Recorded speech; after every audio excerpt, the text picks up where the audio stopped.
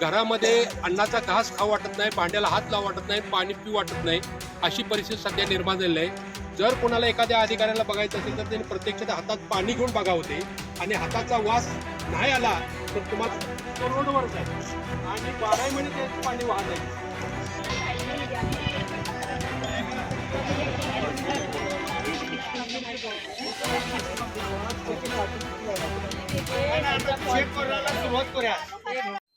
नमस्कार. सांगली मिरज कुपवाड शहर महानगरपालिकेच्या प्रभाग क्रमांक 8 मधील सत्यसाई नगरामध्ये सध्या आपण उभे आहोत. गेल्या अनेक दिवसांपासून या ठिकाणी पिण्याच्या पाण्याचा पुरवठा जो होतोय तो आळ्या मिश्रित होतोय. दुर्गंधीयुक्त पाणी लोकांना सध्या प्यावं लागतंय आणि त्यामुळं हे सगळे नागरिक बंधू भगिनी या ठिकाणी एकत्र आलेले आहेत. महानगरपालिकेच्या संबंधित विभागाच्या अधिकाऱ्यांना या ठिकाणी बोलावून त्यांनी आपल्या अडचणी आत्ताच सांगितलेल्या आहेत आणि आपण पाठीमागे पाहू शकता एक टँकर पाण्याचा या ठिकाणी सध्या महानगरपालिकेनं पुरवला आहे. परंतु इथले जे नागरिक आहेत त्या नागरिकांचं आरोग्य कुठंतरी या दूषित पाण्यामुळं धोक्यात आलेलं आहे. आपल्याबरोबर काही नागरिक आहेत, आपण त्यांच्याशी बोलूया. मामा, काय अडचण आहे सध्या, काय प्रॉब्लेम येतो? ना या एरियामध्ये जे आहे तर पूर्ण असं गटाराचं पाणी ह्याच्यात प्यायच्या पाण्यात मिसळलेलं आहे.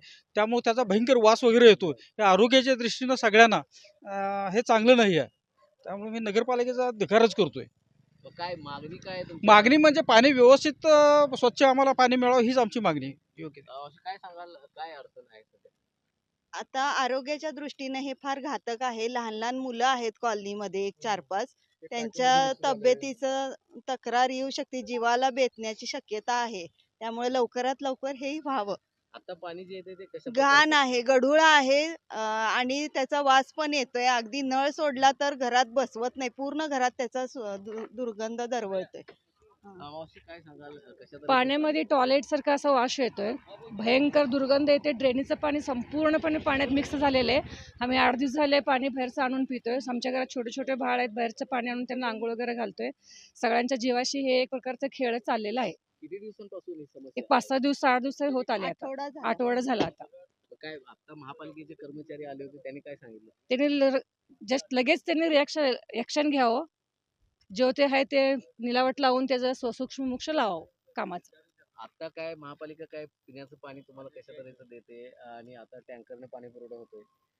टँकरनं पाणी पुरवठा मी तर आज बघितली गाडी, काल येऊन गेली असं कळलं होतं, पण आमच्यापर्यंत तर काही ती गाडी पोहोचली नव्हती आणि आम्हाला काय त्यातलं कळलं नाही. मी सत्यसाईनगर गल्ली नंबर 2 मधनं रजपूत बोलते आहे. पण पाणी आम्हाला स्वच्छ आणि चांगलं मिळावं, वेळच्या वेळी व्यवस्थित ते आम्हाला पाणी म्हणजे प्यायला मिळावं. घरात सगळी लहान मुलं आहेत आमच्या, लहान मुलांना आम्हाला ते प्यायचं द्यायचं म्हणजे अवघड झालंय. आणि ही पाण्याची बॉटल मी भरून आणलेले, इतकं घाण पाणी येतंय आम्हाला नळाला.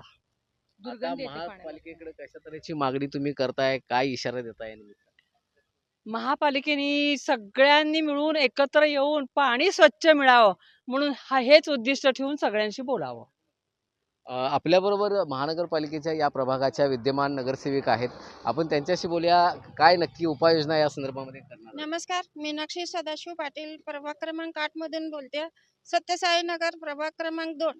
ज्या ते नागरिकांनी आपल्याला पाण्याबद्दल तक्रार केली आहे, ते पाणी खरं तर चांगलं शुद्ध नाही आहे. आम्ही 4 दिवसात ते पाठपुरावा करून व्यवस्थित करून घेऊ.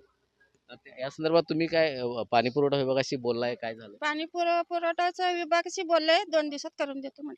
आता पाण्याचा पुरवठा कशा तऱ्हेने चालू आहे? आता सध्या आम्ही टँकरनं पाणी पुरवठा चालू केला. नक्कीच या निमित्तानं सत्यसाई नगर गल्ली क्रमांक 2 मध्ये हे जे दूषित पाणी येत आहे ते दूषित पाण्यामुळे लहान मुलं असतील, वयस्कर नागरिक असतील, यांचं आरोग्य धोक्यात आलेलं आहे आणि या आरोग्याच्या समस्या त्यांना सध्या भेडसावत आहेत. अत्यंत दुर्गंधयुक्त पाण्याचा पुरवठा या ठिकाणी केला जातोय.